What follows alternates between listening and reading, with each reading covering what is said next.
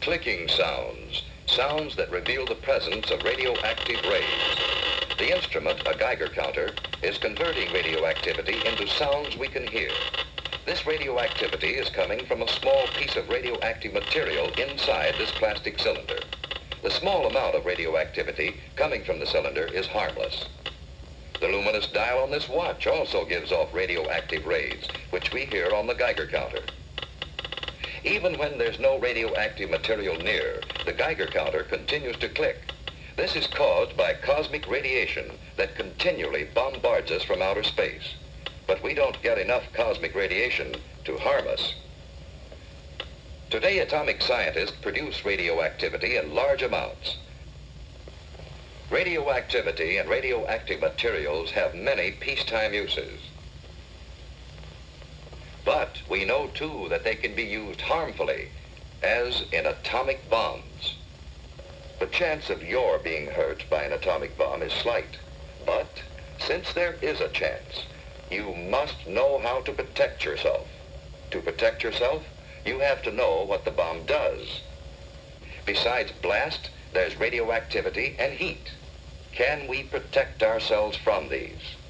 These children are protected. Concrete walls help stop radioactivity. Any wall stops the heat. The heat scorches the house, but does not harm the children. Any solid gives some protection. The thicker it is, the better. We have the national defenses to intercept an enemy, and we all form a team to help each other through emergencies. You are on that team. So is your family, each member of it. And in your community, every doctor, fireman, every policeman and nurse, every lineman and operator, every civil defense worker, in fact, every community employee is ready to help you if you need it. So your community is prepared for emergencies and ready to help other communities.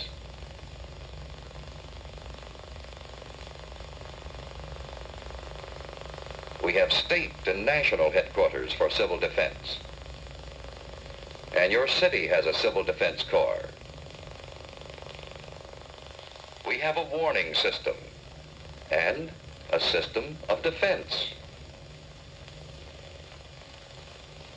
Yes, we have the equipment and the people for an effective team.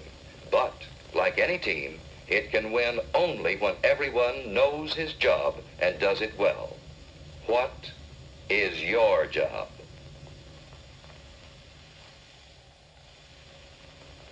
What if a warning siren sounds? What should you do? Look for cover, the nearest cover. Don't try to make it home unless home is the nearest place to go. Don't hesitate. Find cover.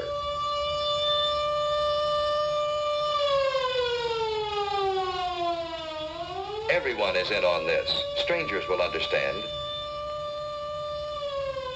Finding shelter quickly may save your life.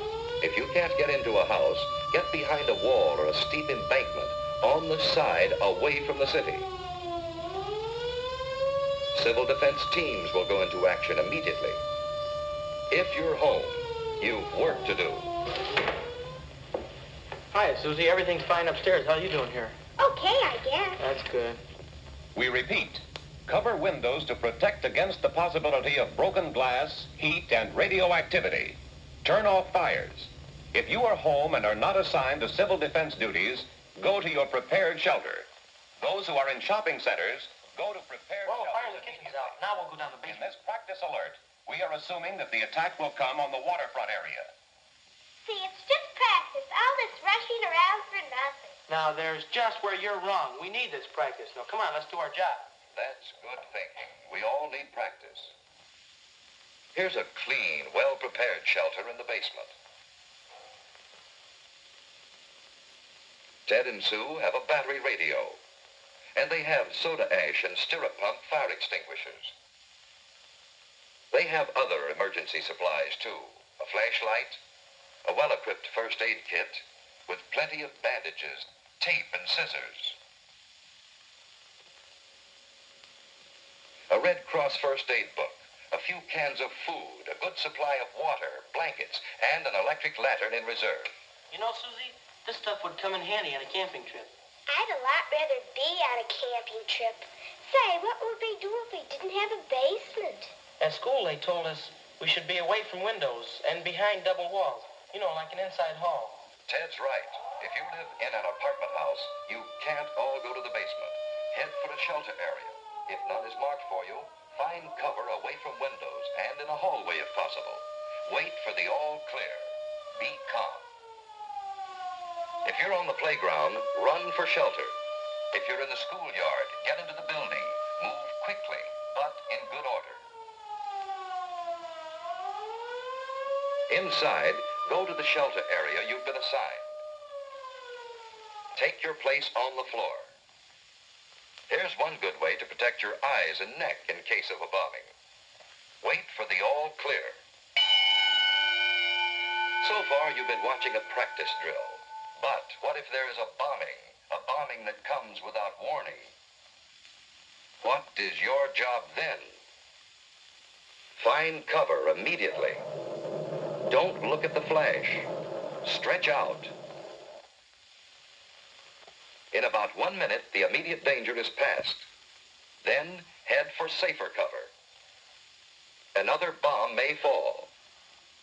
Get indoors if you can.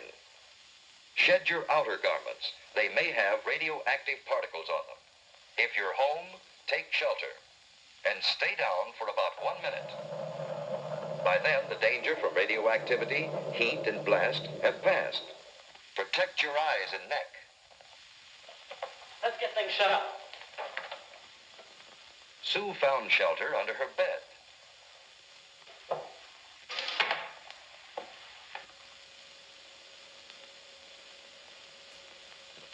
Dad, let's get the battery set.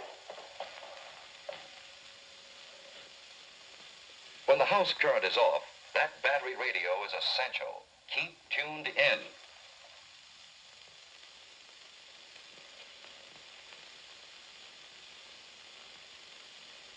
The airburst of 3:01 p.m. was zeroed on Union Station. Heavy damage extends from about 14th Street north to as far south as the waterfront.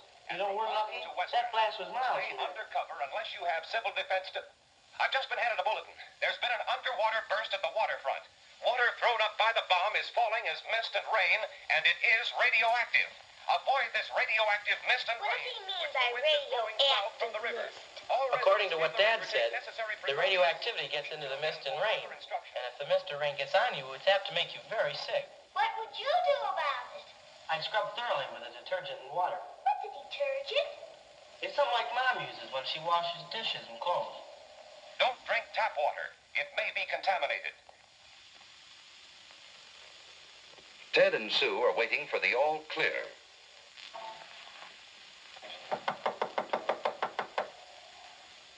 I'll see who it is. Hello, who's there? It's your block warden, Mr. Carlson. Come on in, Mr. Carlson. Hello, Ted. Hello.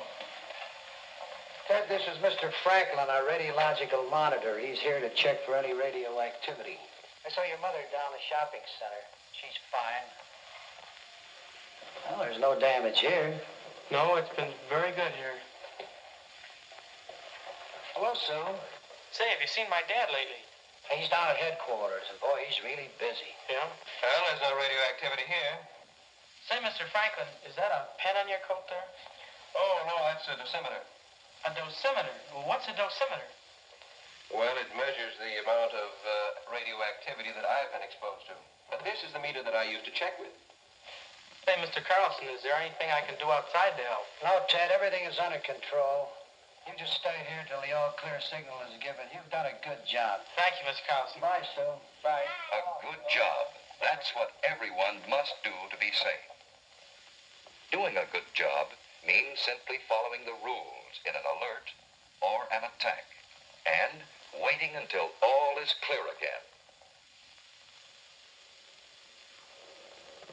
In this early and troubled stage of the atomic age, our very lives may depend on always being alert.